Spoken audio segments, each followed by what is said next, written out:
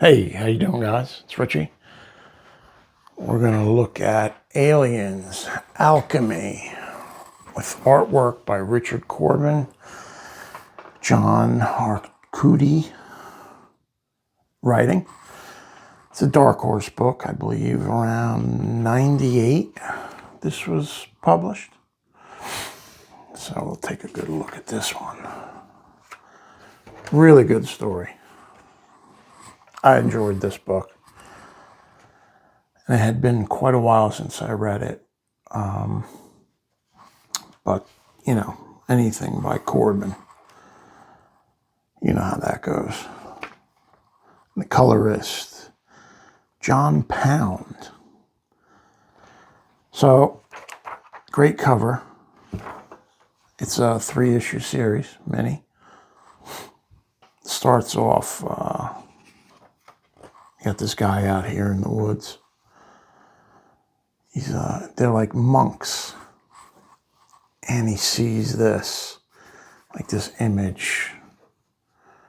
Like it's almost like the Star Wars when R2-D2 shows that image of Princess Leia. And what's that? What would you call that? It's like a 3D image. So these monks, they're all like doomsayers, you know, like always predicting the end of the world. And there's this woman and this guy here. He's like the leaders of the monks. Her name is Sister Hatrice. And he's very smug and I don't know, he's just very odd. Wow, this is a crazy ad. Remember Myst? Younger people might not know that, but in the 90s, there was a game called Myst on my old 386 Pentium computer. Oh, not 386 with a ROM die. That might have been before Pentium. Anyway, blah, blah, blah. They're all talking. And look at this Corben, like this. Like, they look ghoulish. Like, all his characters are very ghoulish. And off. Like, all the faces are kind of off. They're round, maybe too round. It's just that distinctive style that lets you know that that's Corben.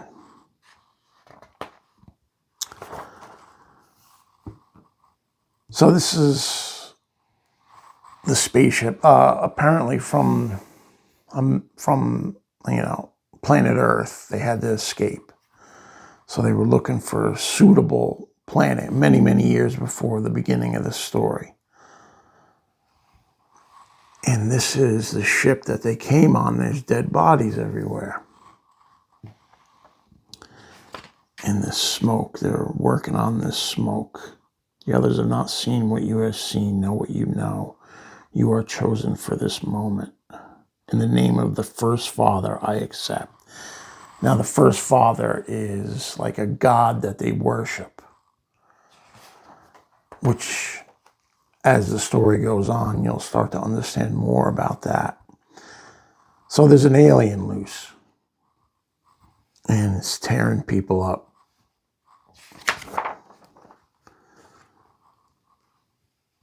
And the people in the community are getting very worried, obviously.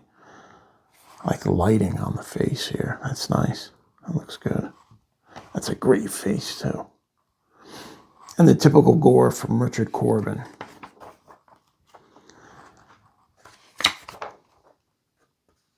So they're looking around and they see this guy. He's, stuck in that alien goo. When they,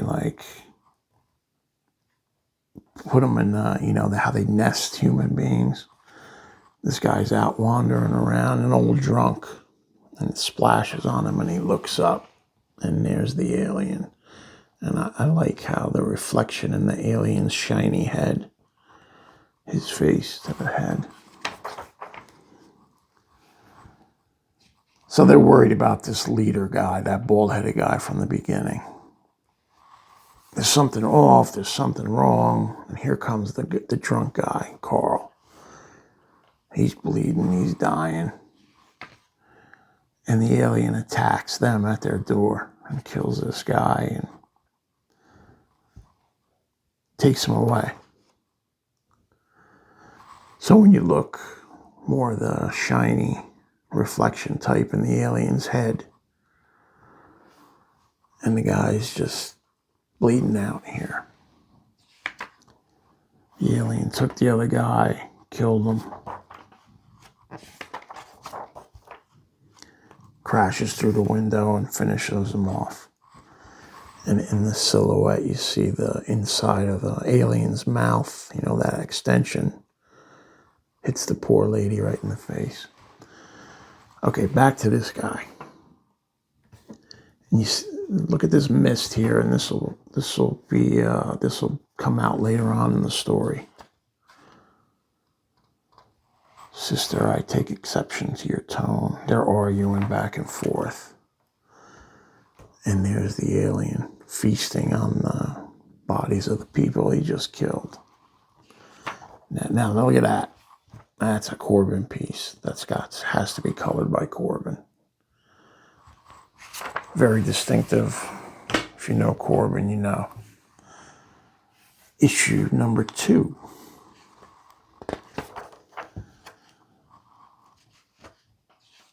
So this guy's still wandering around. It looks like he's missing an arm.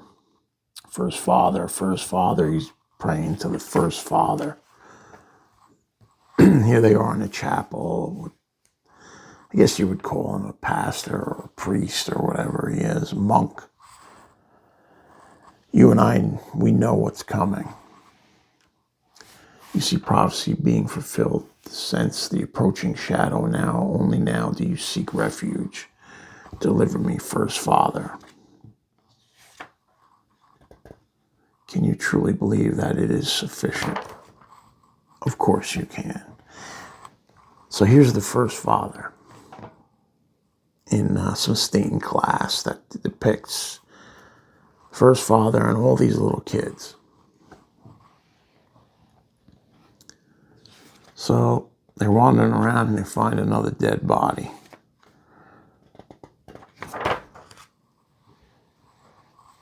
It's nighttime again. Now they're looking around. They're finding more mangled animals.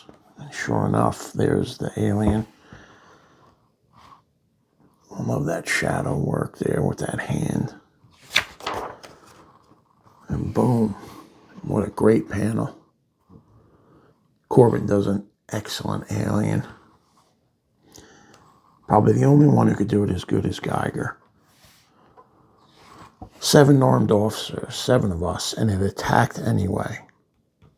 And it's ripping apart these people like they're nothing. So they shoot them with crossbows. And then they see, wow, his blood is acidic. So it melts the arrows and it tears the one guy up. He's the captain. The tail chops one of their mounts' heads off. And she's knocked out. And there's the alien, and he's just tearing apart the people. Turns out the captain wasn't fully dead yet, and he gets a chop on him, cuts him open, and gets sprayed with the acid. But he hurts it enough for it to go running. And she's laying there thinking she's dying, but she survives.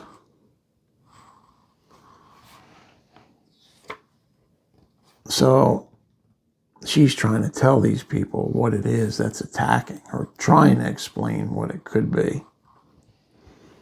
And they're saying, you sure it's not a plains wolf?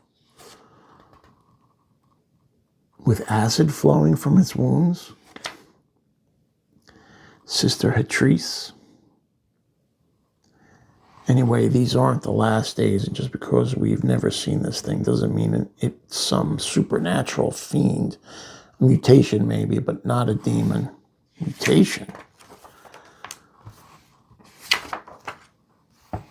Mutated by what, Sister Hatrice? By the toxins each rainfall brings into our drinking water? So you could just tell the way Corben depicts this guy that he's shady. I have always followed the first father's teachings.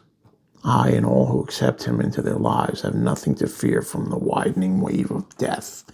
But you have no humility before the vast forces with which you tamper. So he's trying to make her out to be the bad guy. And she's starting to think, hey, there's something wrong here, man. Something's going on.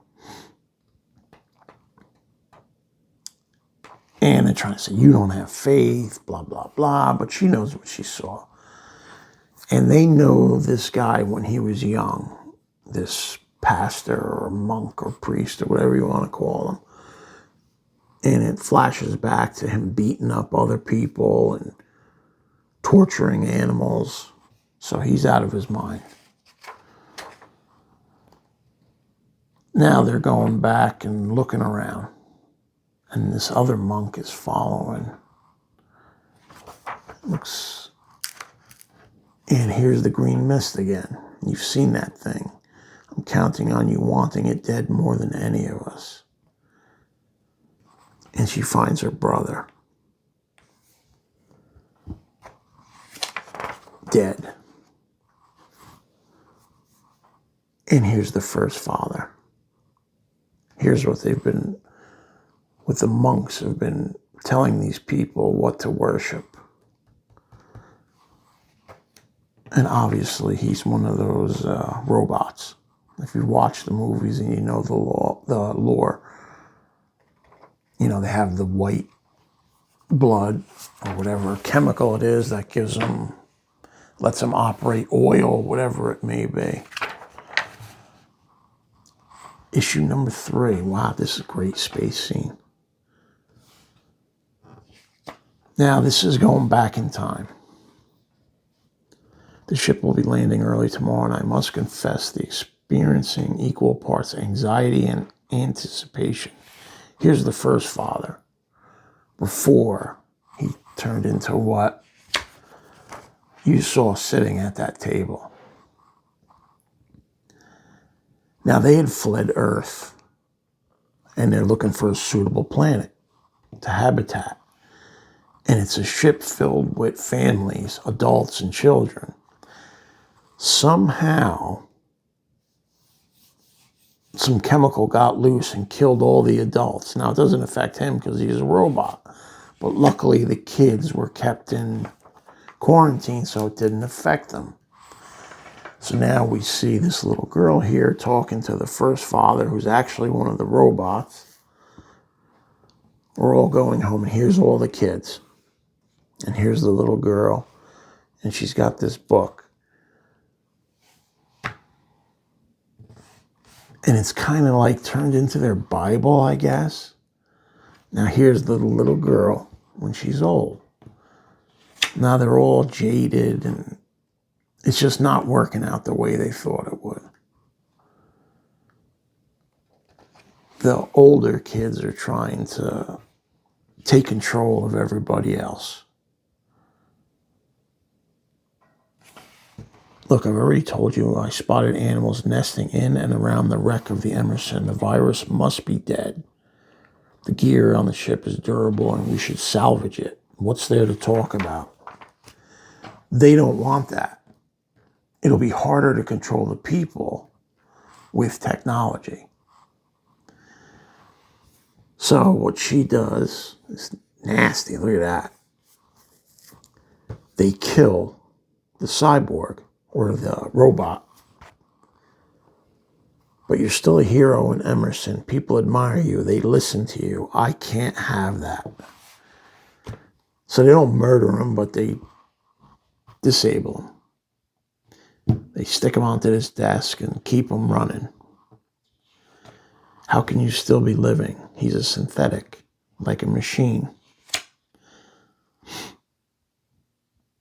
Synthetic child care supervisor around the clock.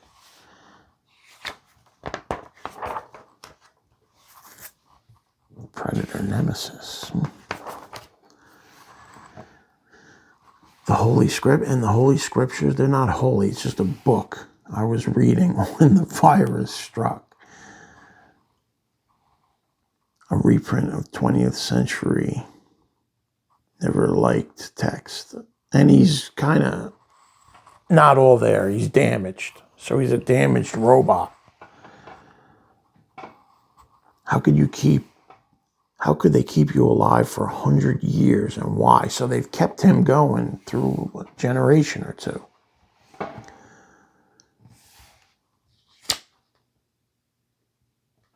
Now, the monks are rolling out this lady, and she's got one of the face huggers.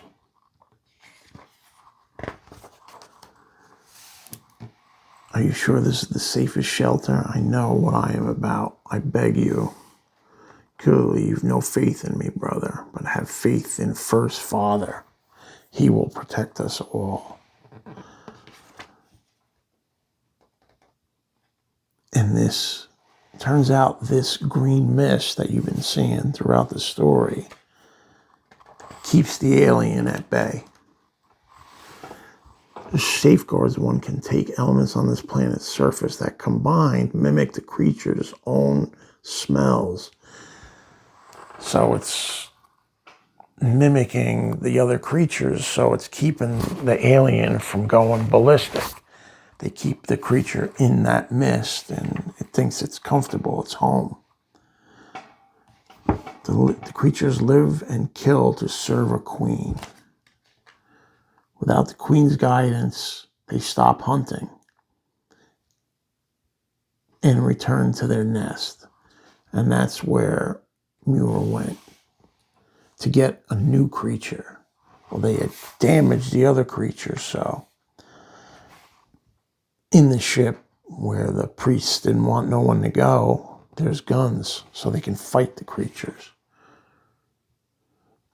I shall tell you how to get into egg storage unit, and I shall tell you about one other thing. Clang, clang, clang. Clang, clang. And then sure enough, all the pods from the aliens. So there's a whole bunch of them, but they're keeping them at bay so they don't get too out of control. But they're going to blow this place. And that mist is going everywhere, so the aliens are kind of calm. But there's one loose. Clang, clang. And now it's killing the priests. So the incense, you can smell the stench from miles, or was that you? Sister, you know not what you've done. I sure do. These things, monsters, these pets, I killed them all. So she destroyed all the those pods that create the facehuggers. That thing is no First Father. It's not even a man. You saw it. I found that pathetic creature somewhere. You can't believe anything. It lies. And there's that image.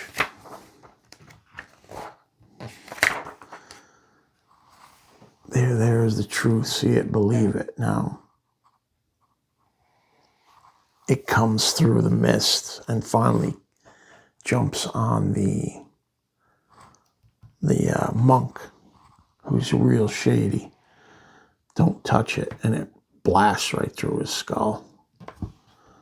He's gone. He's done. No, it's happening again. The body falls right on top of her, so she's kind of helpless. This time I'll die. No Captain Price to save me. And there it is again, that reflection in the alien. Look at the teeth. She's struggling, finally gets free, and then blasts it. Other thing aboard ship, the holograph. That's it, holograph. Audio system still functions. Used to patrol core corridors at night. No point explaining it to you. Muir calls it a ghost. It's not, but you need to know about it. It can make you think there's someone or something there when there's nothing. Oh, what can ail the knight-at-arms, alone and pale loitering, the sedges withered upon the lake, and no birds sing. John Keats. So she was able to destroy the aliens, all the eggs. And now at least the colony has a chance to survive. Great story, great art, excellent 3-part series. Highly recommended for your collection. Thanks for watching, guys. I'll catch you later.